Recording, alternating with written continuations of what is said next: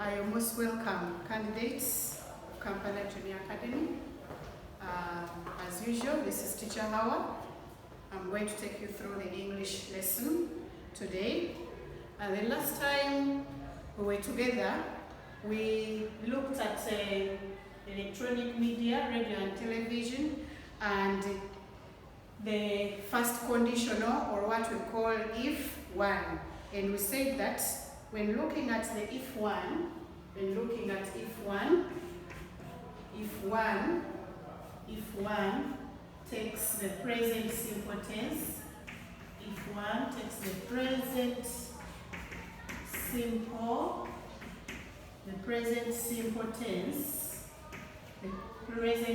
tense plus the future simple, which is will or shall plus a main verb. And I left you with an activity to do regarding the if one. Today we are looking at the second conditional, or if two. Remember that what we are doing here, like I told you the other time, is a revision of our P6. It comes under the theme electronic media, but as revision. So we don't really go through into details because we already know this stuff. The issue is reminding you what you learned in the previous class. Even in primary 5, you looked at if one and if two. Primary 6, we looked at if one and if two. So after the if one, we are now going to if two, which is also called the second conditional. What do we have? What happens in the second conditional?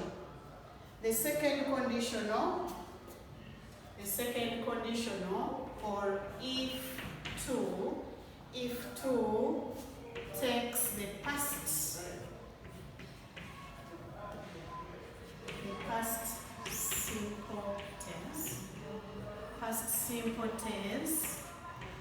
simple tense plus would. Past simple tense plus would plus main verb. Past simple tense plus would plus the main verb. Let me give you an example of a sentence here, which is in the if two. All right. An example, we have example A. If I got money, I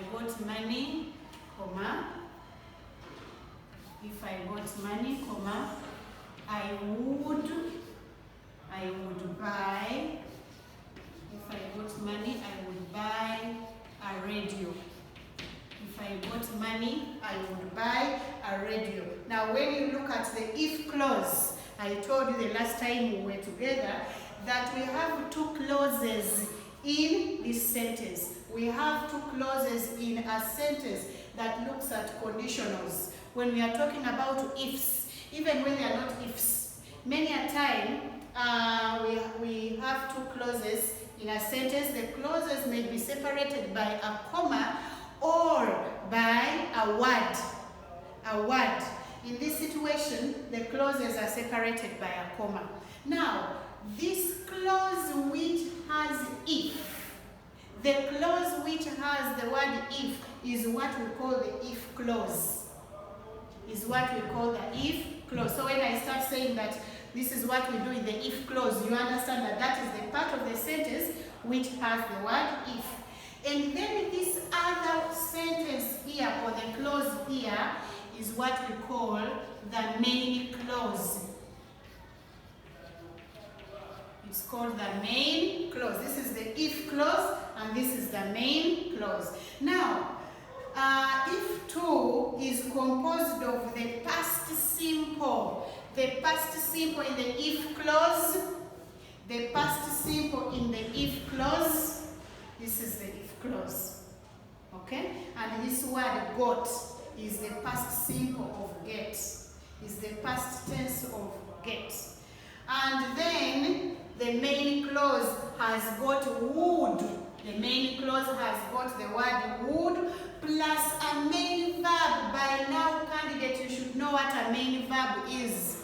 We have main verbs and helping verbs. The main verbs are those ones which indicate the action. Buy is an action. Sitting is an action. Dance is an action. Helping verbs are those verbs which help us to identify tenses like is, was, been, has, have, those ones. Alright? Now, let's look at one more example in if 2. One more example in if 2. Part B.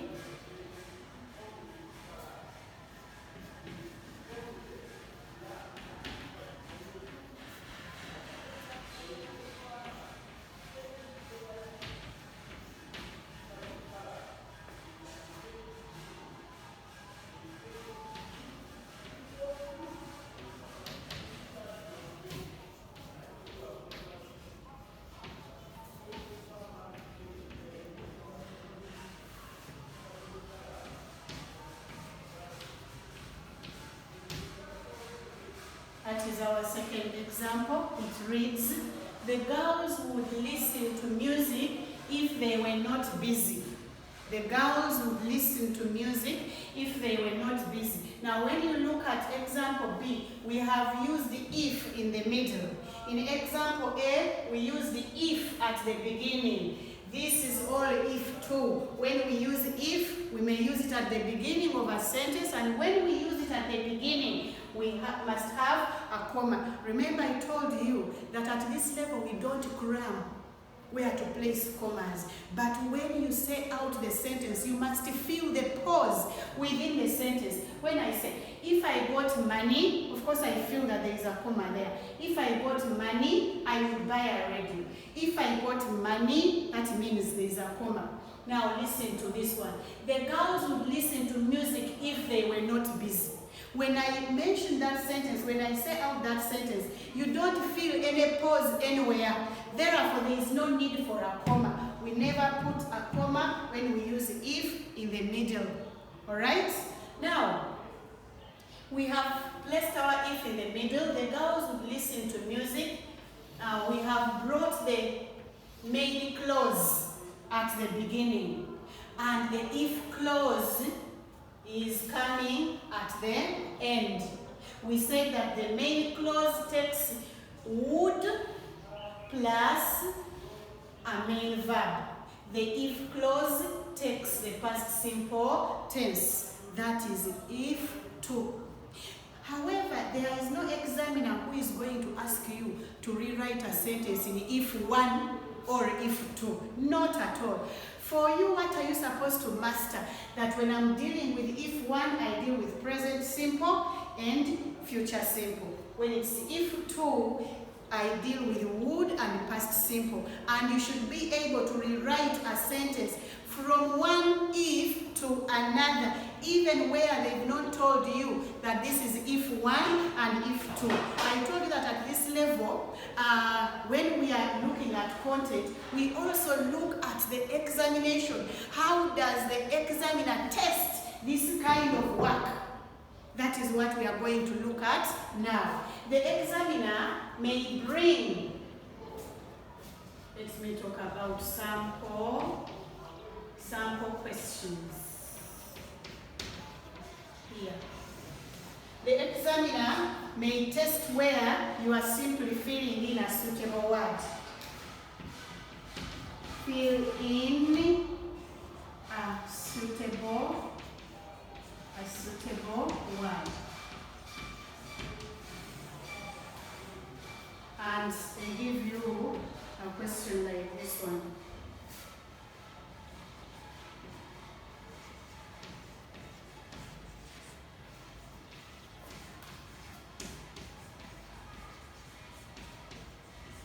I would go to Kampala, dash, I got time. That is one way of testing. Then,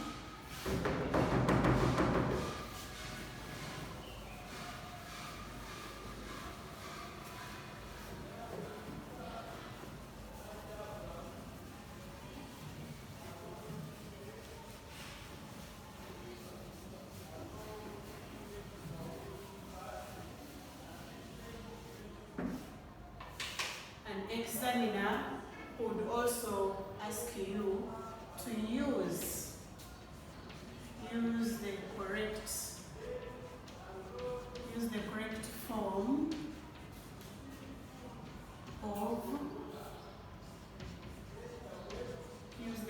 form of the word given in the brackets. Use the correct form of the word given in the brackets. Children, what are we looking at? We are looking at the way such work is examined. Questioning techniques. So, then they would say,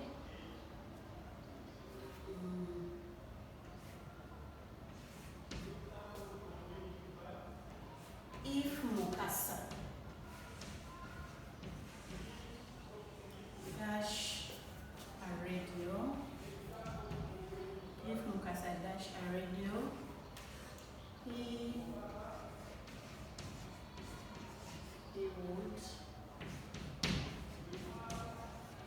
listen to music.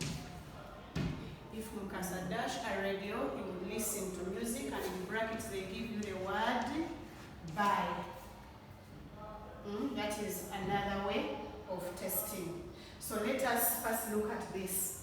Now here they say fill in a suitable word.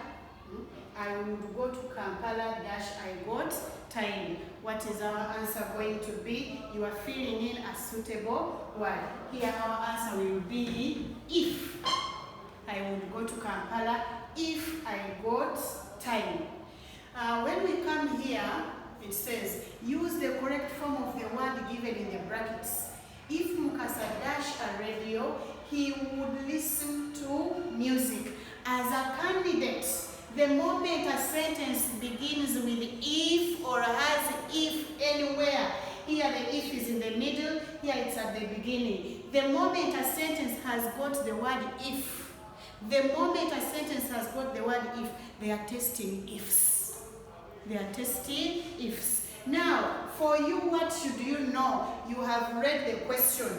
If Mukasa dash a radio, he would listen to music. You remember that teacher told us that if we have would and a main verb, we are looking at if too, meaning that here we are going to write the past simple tense of this verb given in the brackets, because the verb must change to past simple tense in if too. Therefore, our answer will be if Mukasa bought. If Mukasa bought a radio, he would listen to music. Now, where do children go wrong? For them, when they look at a question and read it, they just write anything that comes to their mind. So you'll find somebody writing, if Mukasa had bought a radio, he would listen to music.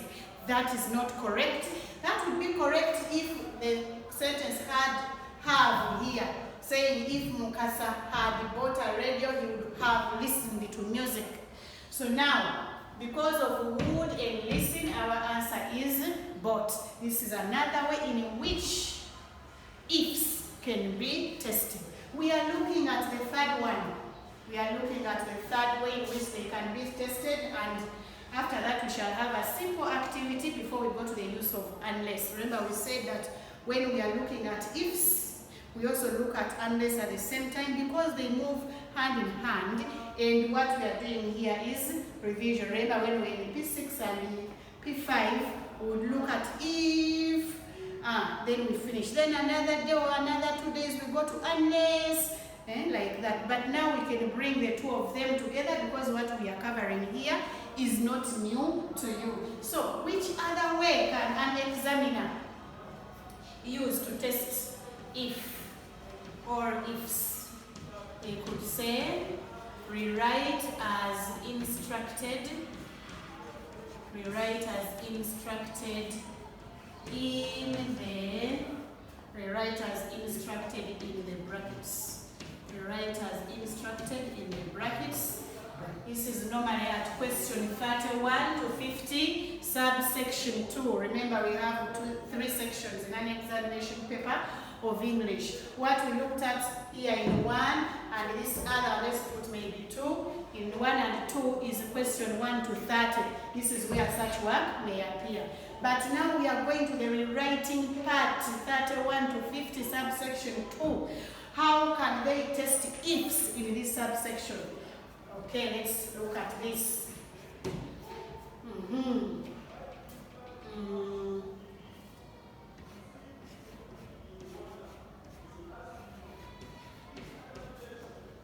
If I get time, I will go to Kampala. If I get time, I will go to Kampala. What are my instructions? Let's make clean here.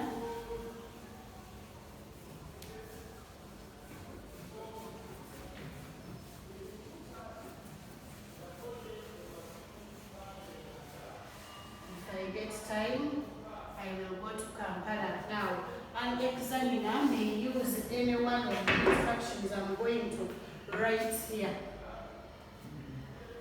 But what the answer they're expecting is the same.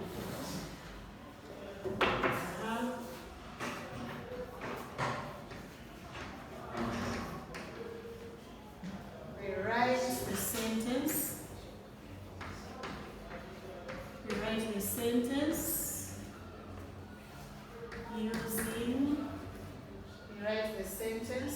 Using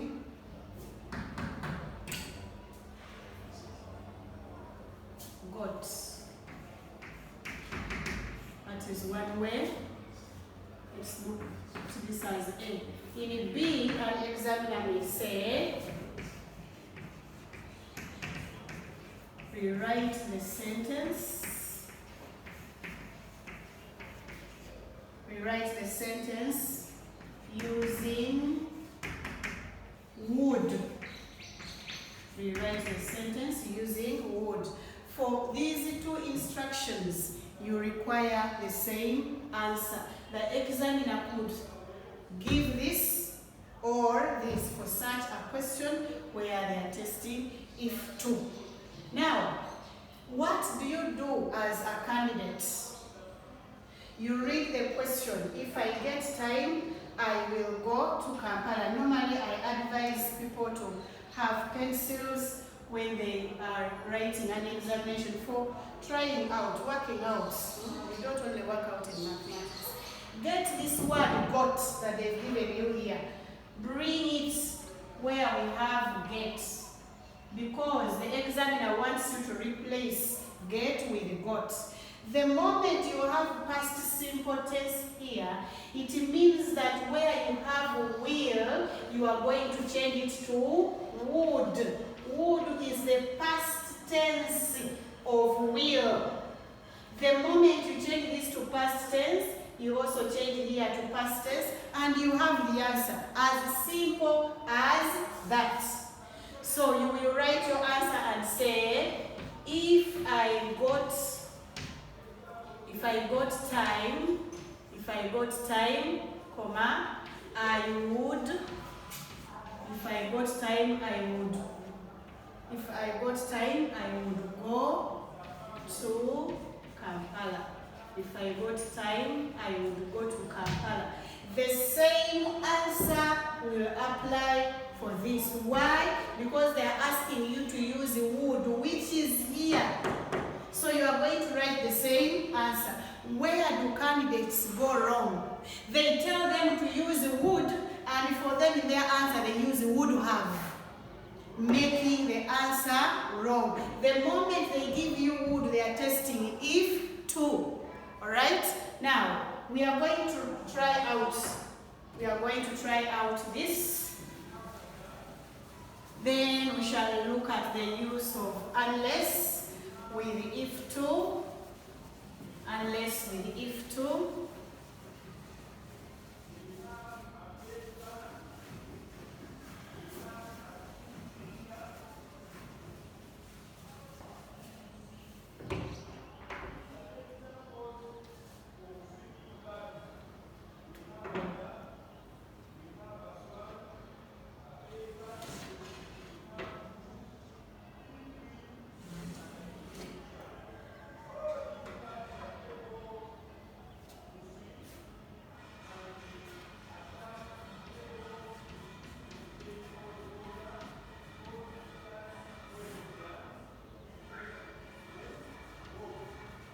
The examples that I gave in 1 and 2, I think we may not go back there.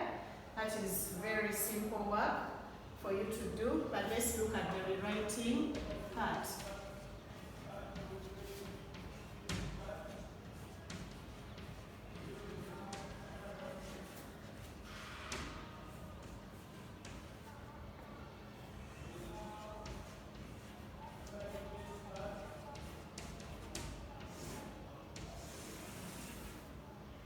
Rewrite as instructed in the brackets, and because we looked at if 1 the last time, so I'm going to mix the if 1 and the if 2. Remember, I've told you that we don't have any examination where you will be asked to rewrite in if 1. No, the issue is for you to know the tenses used in each of the conditionals. Where you find will, of course you know that that is if 1.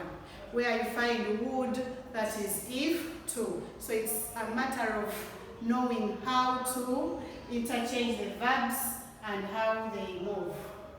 Okay.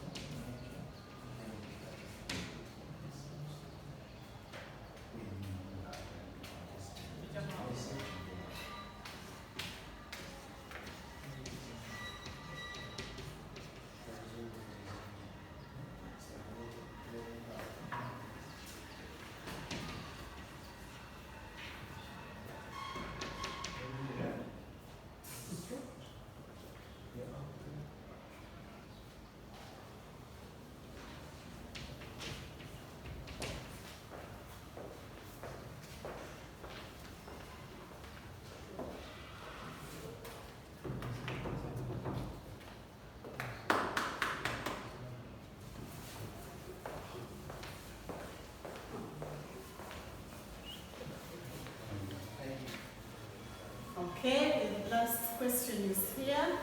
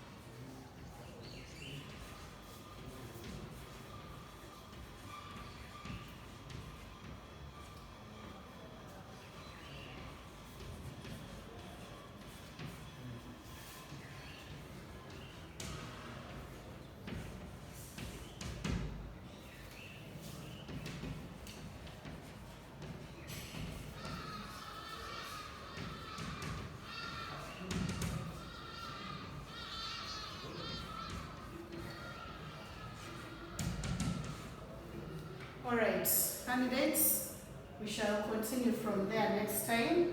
We shall look at the use of unless with if to, and we also look at another way in which if to can be used. Alright, please, you do that activity and then we shall continue from there. Thank you.